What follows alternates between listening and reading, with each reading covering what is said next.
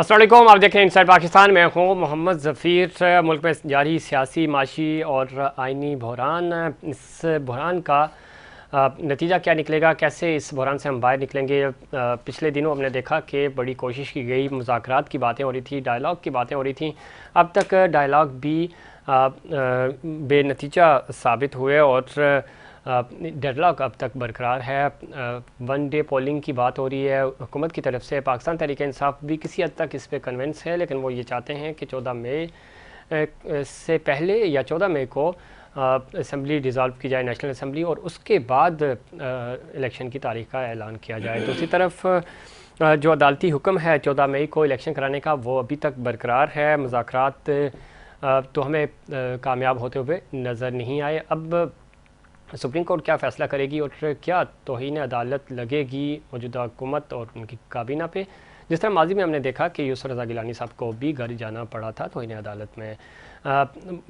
हुकूमत के कुछ जो वज़रा हैं और जो सीनियर लीडरशिप है, वो ये समझते हैं कि शायद तौहीन अदालत एक उनके लिए सेफ एग्जिस्ट होगा, लेकिन ये एक ख़तरनाक अमल भी हो सकता है। दूसरी तरफ जमहूरियत की जब जो पार्टियां बात करती हैं, आइन और कानून की बात करती हैं, तो उनके लिए भी एक मुश्किल फ़ैसला होगा।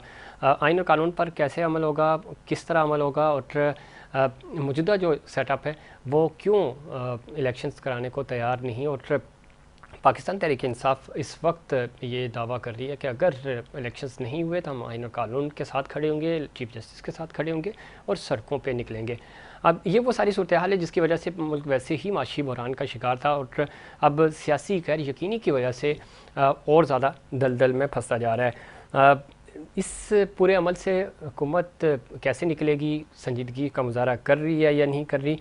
लेकिन इस पूरे अमल में जो इम्पॉर्टेंट बात है वो है IMF, और IMF ने पाकिस्तान से पॉलिसी रेट पर मज़ीद बढ़ाने का मुतालबा कर दिया। मुतालबात बढ़ते जा रहे हैं, शराइत बढ़ती जा रही हैं। तो हुकूमत क्या हिकमत अमली बना रही है, क्योंकि इन्होंने तो दावा किया था और वादा किया था आवाम से कि हम रिलीफ देंगे। रिलीफ दूर दूर तक नज़र नहीं आ रहा। न सिर्फ रिलीफ बल्कि हमें रोड मैप भी नज़र नहीं आ रहा। इसके ऊपर भी बात करेंगे।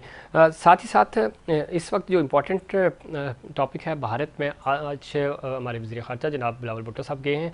तकरीबन कोई 12-13 साल के बाद पाकिस्तान के किसी वज़ीर ख़ारजा का ये दौरा है, बड़ा इंपॉर्टेंट है, और इस को भारतीय मीडिया भी एक नए दौर के आगाज़ के तौर पे देख रहा है।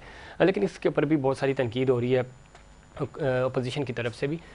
लेकिन ज़ाहिर है ख़ित्ते की डेवलपमेंट के लिए ज़रूरी है कि आपस में ताल्लुकात अच्छे होने चाहिए, मिसाली होने चाहिए, लेकिन बराबरी की सतह पर होने चाहिए। इस पर भी बात करेंगे कि ये जो शंघाई ताउन तंजीम है का इजलास है, ये पाकिस्तान के लिए कितना सूदमंद साबित होगा। साथ ही साथ जब हम कराची की बात करते हैं, कराची की डेवलपमेंट की बात करते हैं, कराची के हवाले से मरदमशुमारी की बात करते हैं, बलदियाती इंतखाबात की बात करते हैं, तो कराची हमेशा इग्नोर होता रहा सिंध हुकूमत की तरफ से भी और वफाकी हुकूमत की तरफ से भी। और इस वक्त भी हम देख रहे हैं कि इलेक्शंस हो चुके हैं, उसके बावजूद कराची का मेयर अभी तक मुंतखब नहीं हो सका।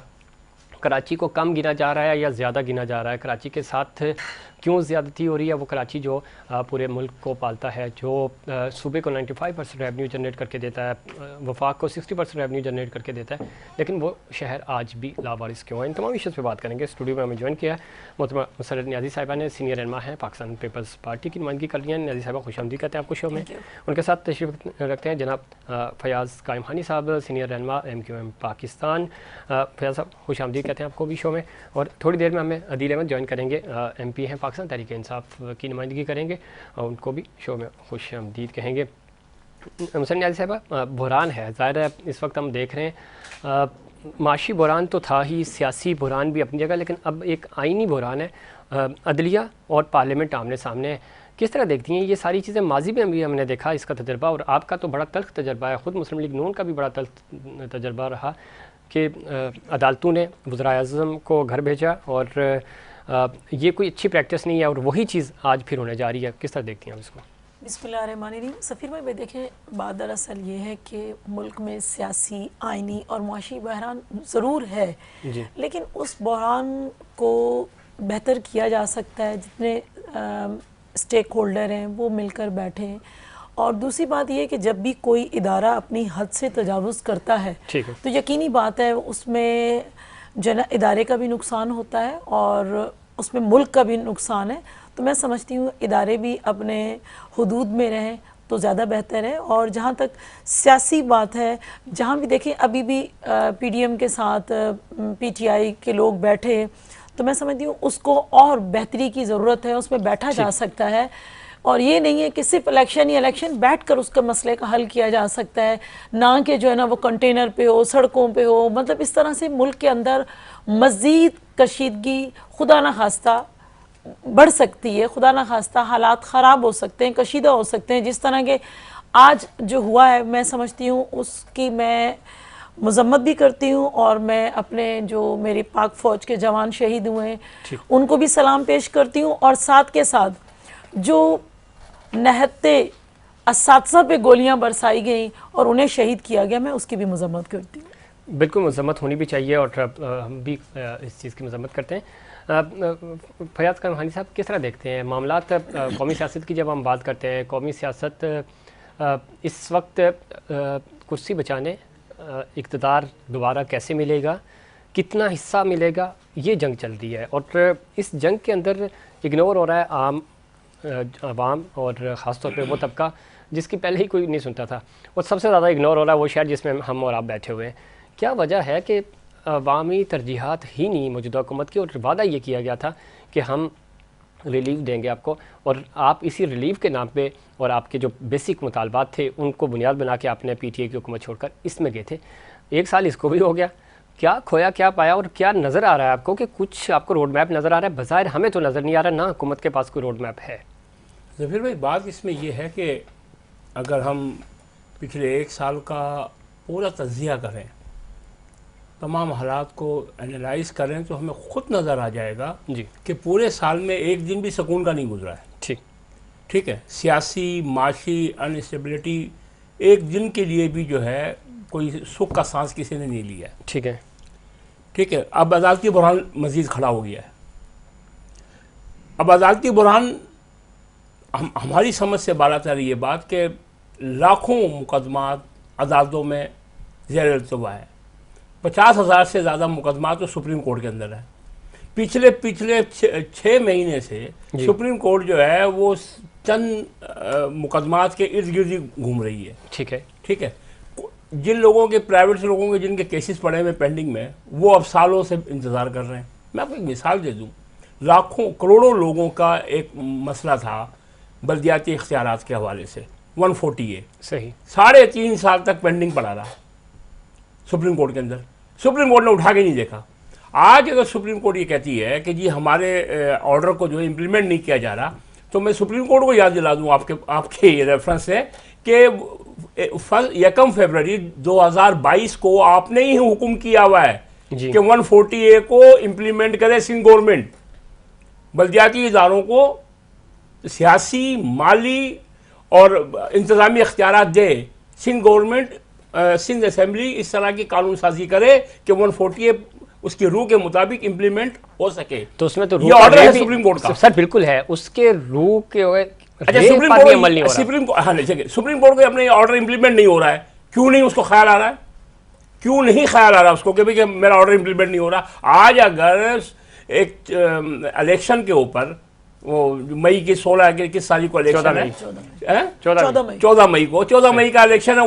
उसके ऊपर अब पिछले 1 महीने से समाज कंटिन्यू चल रही है। कल सुबह भी है हमारा ऑर्डर इम्प्लीमेंट हो, हमारा ऑर्डर इम्प्लीमेंट हो। अरे भाई, आपका उर्दू का इम्प्लीमेंट नहीं हुआ। सही, जवाद ख्वाजा ने आपके चीफ जस्टिस ने ऑर्डर किया हुआ है कि पाकिस्तान में उर्दू कौमी जबान राइज की जाए। ठीक होने चाहिए। जब अदालत अपने ऑर्डर को खुद अपने ऊपर इम्प्लीमेंट नहीं कर रही आप है, माजी में भी कौन बात मानेगा? आप भी माजी में अदालतों में जाते रहे, तो इस मरदमशुमारी के ऊपर, कराची के हुकूक के ऊपर जाएं दोबारा अदालत में। हाँ, 2017 की मरदमशुमारी में सबसे पहले कौमी असम्बली में करारदाद हमने पेश की। सही, 2017 सितंबर में की थी, अगस्त में ये हुई कंप्लीट, हमने सितंबर में की थी। लेकिन उस मरदमशुमारी को एक्सेप्ट करने में भी आप साथ बैठ गए? नहीं, एक्सेप्ट नहीं किया उसे, इसने एक्सेप्ट नहीं किया। 3 साल बाद जो है, 3 साल बाद उन्होंने कहा कि देखिए ये 5 साल बाद मरदमशुमारी ये एमक्यूएम का क्रेडिट है, ठीक है, कोई इसको तस्लीम करे या ना करे, लेकिन क्रेडिट कम हो गया इधर है, बंदे ही कम हो गए गिनने के बाद। 5 साल बाद जो है मरदमशुमारी का होना ये एमक्यूएम का क्रेडिट है, ठीक है, ठीक है। और उसमें जो बंदे ज्यादा थे वो भी कम करना, बहुत सेक्रीफाइस, इनका क्रेडिट है? नहीं, जो कम हुए बंदे किसने गिने कम? इन्होंने गिने, किसने गिने फिर? 2017 में 160 थे, 1,60,000, सही, ठीक है। हम ये कहते हैं कि कराची की आबादी 3 करोड़ से ऊपर है, ये हम नहीं कहते, ठीक, अक़वाम मुत्तहिदा भी कहता है, ठीक है, तमाम इदारे कहते हैं, वज़ीर आज़म असेंबली के फ्लोर पे कहते हैं, इनके सदर साहब ने खुद कहा हुआ है, जरदारी साहब ने। भाई हैदराबाद चंद लाखों की से पीछे है, हो सकता है जब तक हमारा प्रोग्राम खत्म हो तो हैदराबाद आगे निकल चुका हो। जी हाँ, हैदराबाद डिवीज़न की इन्होंने बढ़ाई है कि जी इसकी वो 28% इन्होंने लाड़काना बढ़ाया। कैसे लाड़काना बढ़ा दिया? ये 28%, तो कैसे बढ़ गया? रातों रात बच्चे आ गए, किधर से आए? देखा ना, बात यही है ना कि ये हमारा मानना ये है, एमक्यूएम ये कहती है कि भाई हर इंसान को, हर फर्द को, पाकिस्तान में रहने वाले हर फर्द को गिना जाए, ठीक है, और ईमानदारी से गिना जाए, सही, चाहे वो किसी जगह का भी है, ठीक है। एमक्यूएम का कहना ये है, एमक्यूएम ये कहती है कि किसी की ख्वाहिश के ऊपर फिगर बढ़ाए ना जाए, ठीक है, ठीक है, और किसी की फरमाइश के ऊपर जो आप मुझे घटाए ना। कायम खानी भाई साथ ही चलते हैं, मैडम को भी साथ ले चलते हैं, हैदराबाद से गिन के आ जाते हैं बंदे, कोई 10-15-20 दिन में हम गिन नहीं लेंगे, जी हाँ, ठीक है। और वो बंदे तो गिने जा रहे हैं, वो जितने बताए जा रहे हैं उतने शायद ना हो। कम से कम कराची वाले जो हैं वो तो एक को जौहर ही पकड़ लो, गुलिस्तान जौहर तो आप पकड़ लो, आप ईस्ट में चले जाए, ठीक, ईस्ट में जौहर को देख लें, आप साउथ में रामसामी रंगसोल लैंड का एरिया, ओल्ड सिटी का एरिया देख लें, नॉर्थ में आप जो है न्यू कराची सुलझाने का एरिया देख लें, वेस्ट में छोड़ें आप, पूरे कराची को छोड़ लें आप, वेस्ट में सिर्फ अरोंगी टाउन, तो दुनिया की सबसे बड़ी कच्ची आबादी। भाई तो सेनेट के वोटों की तरह कराची वालों के 8 पे 1 गिनती होती है क्या? 8 लोग जब गिनेंगे तो इसको 1 काउंट करेंगे। गवर्नमेंट की स्टैटिस्टिक्स है, गवर्नमेंट ये कहती है कि कराची के अंदर 30,000 से ऊपर मल्टी स्टोरीज बिल्डिंग है, सही, ठीक है। आप 30,000 मल्टी स्टोरीज बिल्डिंग को काउंट कर लें, आप खाना शुमारी कर रहे हैं, ठीक है, खाना शुमारी कर रहे हैं 25-30 लाख में। सुने, खाना शुमारी वो नहीं जो हमारी लोकल लैंग्वेज में कहते हैं ना, खाना शुमारी हो रही है, तो खाना पूरी हो रही है, खाना पूरी हो रही है ना, खाना शुमारी नहीं हो रही है, खाना पूरी है। मैडम खाना पूरी कब तक होगी? ये लाड़काना में इतने बंदे कहाँ से आ गए हैदराबाद में? ठीक है, जेन्युइनली गिने, हम तो नहीं कह रहे किसी शहर से कोई वो नहीं है, लेकिन कम से कम कराची में जो लोग मौजूद है, जहाँ आप खुद बैठी हैं, तो पूरा गिने ना उनको। देखिए सफीर भाई, मैं एक बात बताऊँ आपको कि जिस तरह कायम खानी भाई कह रहे हैं, देखिए इसमें सिंध गवर्नमेंट के अंदर सीएम साहब ने खुद लेटर भी लिखा, ठीक है, फेडरल गवर्नमेंट को मुलाकात भी की, और असम्बली के फ्लोर पे जो है ना मेरे चेयरमैन बिलावल भुट्टो जरदारी साहब ने गवर्नमेंट को वार्निंग देते हुए कहा कि बिल्कुल सूबा सिंध के अंदर जो मरदमशुमारी हो रही है वो ठीक नहीं हो रही है और काउंटिंग सही नहीं हो रही है। तो देखिए फ्लोर, असम्बली के फ्लोर पे भी जो है ना अपना इजहार किया है, सीएम साहब ने लेटर लिख के इजहार किया, सीएम साहब वज़ीर आज़म पाकिस्तान से मिले हैं, तो हम तो खुद सबसे पहले जो है ना ये पॉइंट उठाने वाली पाकिस्तान पीपल्स पार्टी है, और पाकिस्तान पीपल्स पार्टी जो है ना ये नहीं चाहेगी कि आवाम को कम गिना जाए। कम गिनने से हमें किन नफलों का सवाब है? हम तो चाहते हैं कि सही मायनों में काउंट किया जाए, और जो काम भी हो वो बहुत निहायत ईमानदारी से होना चाहिए। आपको लगता है कराची में ईमानदारी से काम हुआ? और कराची की आबादी वाकई में तो आपको कह दिया, मैं कराची की बात नहीं करती कि मैं सिर्फ कराची नहीं खेलती, मैं पूरे सिंध की बात कर रही हूँ। हम समझते हैं कि सही मायनों में काउंटिंग नहीं हुई है, और इस चीज़ को बाकायदा हमने, मेरे चेयरमैन ने भी कहा है, और साथ साथ सीएम साहब ने लेटर भी लिखा, और सीएम साहब ने पीएम साहब से मुलाकात भी की है इस पे।